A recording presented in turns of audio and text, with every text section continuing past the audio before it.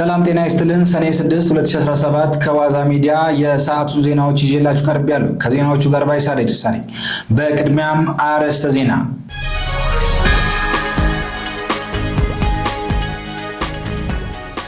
አመራሩ በክልሉ ለተጀመረ የመልካም አስተዳደር ስራዎችና ለተሻለ ውጤታማነት መትጋት አለበት ሲሉ ርዕሰ መስተዳድር አቶ አሻድሊ ሐሰን ገለጹ። የክልሉ ከፍተኛ አመራሮች በወቅታዊ የልማትና የመልካም አስተዳደር ስራዎች ዙሪያ ጋር ውይይት አካሂደዋል። አቶ አሻድሊ ሐሰን በመድረኩ እንደገለጹት እየተጠናቀቀ ባለው የበጀት ዓመት በሁሉም ዘርፎች ውጤታማ ተግባራት መከናወናቸውን ገልጸዋል። በክልሉ የሚከናወኑ የልማት ፕሮጀክቶችን ጥራትና ፍጥነት በማሻሻል ረገድ በርካታ ተግባራት መከናወናቸውን ተናግረዋል። ከሀገራዊ ለውጥ ወዲህ በክልሉ እየተከናወኑ የሚገኙ የተለያዩ ኢኒሼቲቮች ውጤታማ እንዲሆኑና የህብረተሰቡን ተጠቃሚነት እንዲያረጋግጡ አመራሩ ያደረገው ርብርብ የሚበረታታና ተጠናክሮ ሊቀጥል የሚገባ መሆኑን አሳስበዋል። የክልሉ አመራር በክልሉ እየተከናወኑ ለሚገኙ የልማት የሰላምና የመልካም አስተዳደር ስራዎች ስኬታማነትን ከምንጊዜውም በላይ መትጋት እንዳለበትም አቶ አሻድሊ ጠቁመዋል። እየተጠናቀቀ በሚገኘው የበጀት ዓመት ቀሪ ጊዜያት የሚከናወኑ አንኳር የመንግስት ስራዎች ውጤታማ እንዲሆኑም የቅርብ ክትትል እንደሚያስፈልግ ርዕሰ መስተዳደሩ አስገንዝበዋል። በክረምት ስራዎች የሚከናወኑ የበጎ ፍቃድ አገልግሎት፣ የአረንጓዴ አሻራ መርሃ ግብር፣ የመኸር የእርሻ ስራ፣ የከተማና የገጠር የኮሪደር ልማት ስራዎችን ጨምሮ ውጤታማነት ለማሳካት ከወዲሁ ቅድመ ዝግጅት ማድረግ እንደሚገባም ነው ያሳሰቡት። በመድረኩም ርዕሰ መስተዳደሩ አቶ አሻድሊ ሐሰን፣ የክልሉ ብልጽግና ፓርቲ ቅርንጫፍ ጽህፈት ቤት ኃላፊ አቶ ኢሳቅ አብዱል ቃድር፣ የክልሉ ምክር ቤት ዋና አፈ ጉባኤ ወይዘሮ አስካለች አልቦሮን ጨምሮ በየደረጃ የሚገኙ የክልል ከፍተኛ አመራሮች ተሳትፈዋል። የክልሉ መንግስት ካቢኔ ባካሄደው አስቸኳይ ስብሰባ ላይ የተለያዩ ውሳኔዎችን አስተላለፉ። ዝርዝሩን ልዑል አለማየሁ። የቤኒሻንጉል ጉሙዝ ክልል መንግስት ካቢኔ ዛሬ ባካሄዳቸው አስቸኳይ ስብሰባ በተለያዩ አጀንዳዎች ላይ ተወያይቶ ውሳኔ አስተላልፏል። ካቢኔው በመጀመሪያ አጀንዳው የአሶሳ ዞን ማረሚያ ቤቶች መምሪያ ደረጃቸውን የጠበቀ የመጸዳጃ ቤት ግንባታ ላይ ተወያይቷል። በማረሚያ ቤቶቹ የዜጎችን ሰብአዊ መብት አያያዝ ጨምሮ ከማረምና ከማነጽ በተጨማሪ ለታራሚዎቹ ምቹ አካባቢን መፍጠር እንደሚገባ ካቢኔው አንስቷል። የመጸዳጃ ቤት ግንባታ የታራሚዎችን ሰብአዊ መብት አያያዝ ለማሻሻል የሚያስችል በመሆኑ ግንባታው እንዲከናወን ወስኗል።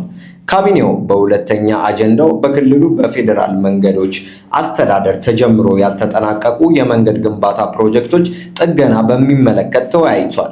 በክልሉ በተለያዩ አካባቢዎች በፌዴራል መንገድ አስተዳደሮች ተጀምረው በወቅቱ ያልተጠናቀቁ ዋና ዋና የመንገድ ፕሮጀክቶች ክረምት ከመግባቱ በፊት በክልሉ መንገድና ትራንስፖርት ቢሮ በኩል በፍጥነት እንዲጠገኑ ካቢኔው ውሳኔ አስተላልፏል። የክልሉ መንግስት ካቢኔ በሶስተኛ አጀንዳው ደግሞ የአሶሳ ከተማ ዱቄትና ዳቦ ፋብሪካ አስተዳደር ደንብ ዙሪያ ተወያይቷል። የፋብሪካው ውጤታማነትን ለማሻሻል የራሱ አስተዳደር ደንብ እንደሚያስፈልገው በማመን ደንብ ያጸደቀ ሲሆን የፋብሪካ ስራ በቅርብ የሚቆጣጠር ቦርድም አቋቁሟል። በተጨማሪም በክልሉ በኢንቨስትመንት ልማት ለመሰማራት ጥያቄ ያቀረቡ የአልሚ ባለሀብቶች ጥያቄ የተመለከተው ካቢኔው በገቡት ውል መሰረት በአስቸኳይ ወደ ኢንቨስትመንት ስራ እንዲገቡ ወስኗል። የክልሉ ካቢኔ ከላይ የተሰጡትን አጀንዳዎች ጨምሮ በሌሎች የተለያዩ አጀንዳዎች ላይ በመወያየት ውሳኔያቸውን በማሳለፍ አስቸኳይ ስብሰባውን አጠናቋል።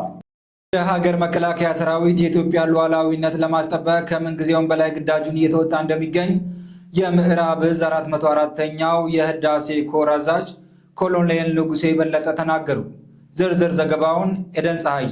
የሀገር መከላከያ ሰራዊት የኢትዮጵያ ሉዓላዊነት በማስጠበቅ ዘላቂ ሰላም የማስፈን ግዳጁን እየተወጣ እንደሚገኝ በሀገር መከላከያ ሰራዊት የምዕራብ ዕዝ 404ኛ ህዳሴ ኮር አዛዥ ኮሎኔል ንጉሴ ለውጤ ተናገሩ። የምዕራብ ዕዝ 404ኛ ህዳሴ ኮር 3ኛ ዓመት የምስረታ በዓል በቤንሻንጉል ጉሙዝ ክልል አሶሳ ከተማ በፓናል ውይይት ተከብሯል።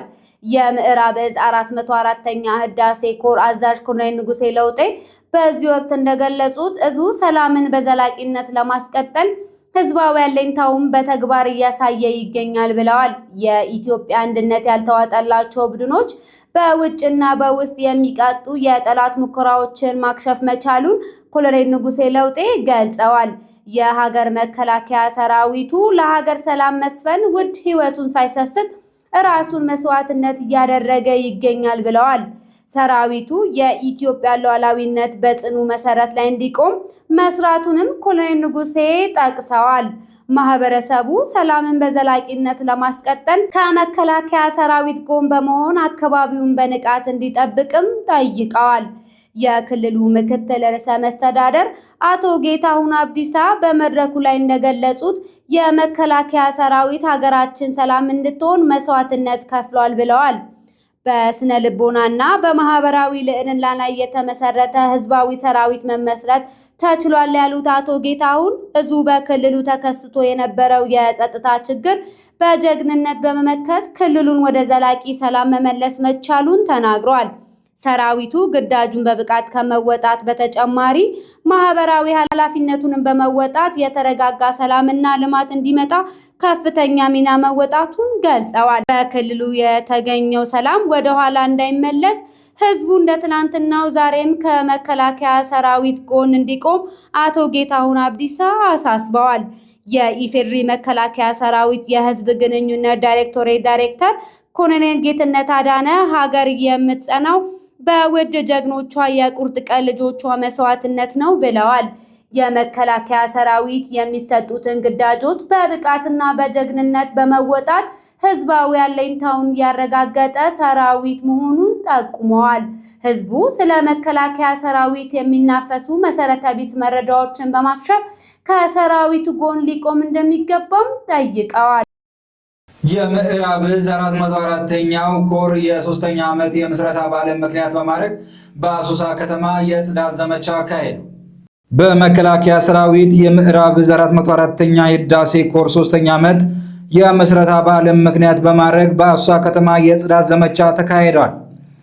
ሰራዊቱ የኢትዮጵያ ሉዓላዊነት ከማስከበር ባሻገር በተለያዩ የልማት ስራዎች ላይ በመሳተፍ ህዝባዊ አለኝታውን እያሳየ ይገኛል። በክልሉ ሰላም ግንባታና ጸጥታ ቢሮ አስተባባሪነት በአሶሳ ከተማ በተካሄደው የጽዳት ዘመቻ የሰራዊቱ ከፍተኛ አመራሮች፣ መኮንኖች፣ የክልሉ ከፍተኛ የመንግስት የሥራ ኃላፊዎች፣ የአሶሳ ከተማ አስተዳደር አመራሮችና የተለያዩ የህብረተሰብ ክፍሎች ተገኝተውበታል። በቤኒሻንጉል ጉሙዝ ክልል የ8ኛ ክፍል ፈተና በሰላም ተጠናቋል። ዝርዝር ዘገባውን ልዑል አለማየሁ። በቤኒሻንጉል ጉሙዝ ክልል ለ2 ቀናት የተሰጠ የ8ኛ ክፍል ክልላዊ ፈተና በሰላም መጠናቀቁን የክልሉ ትምህርት ቢሮ ገለጸ። ቢሮው ከሰኔ 3 እስከ 4 2017 ዓ.ም የተሰጠ የ8ኛ ክፍል ፈተና በሰላም እንዲጠናቀቅ አስተዋጽኦ ላደረጉ አካላት ምስጋና አቅርቧል። በተያያዘ ዜና በክልሉ ለመጀመሪያ ጊዜ የሚሰጠው ክልል አቀፍ የ6ኛ ክፍል ፈተና ከሰኔ 5 2017 ዓ.ም ጀምሮ እየተሰጠ እንደሚገኝ የክልሉ ትምህርት ቢሮ ኃላፊ ተመስገን ዲሳሳ ገልጸዋል። ፈተናው በ440 ትምህርት ቤቶች ከሰኔ 5 እስከ 6 2017 ዓ.ም እንደሚሰጥ ጠቁሟል። 22048 የ6ኛ ክፍል ተማሪዎች ፈተናውን እንደሚወስዱ ይጠበቃል ማለታቸውን ከክልሉ ትምህርት ቢሮ ያገኘነው መረጃ ያመለክታል። ስትከታተሉት የነበረ የእስካሁን የዜና ሰዓታችን ይህን ይመስል ነበር። ጤና ይስጥልን።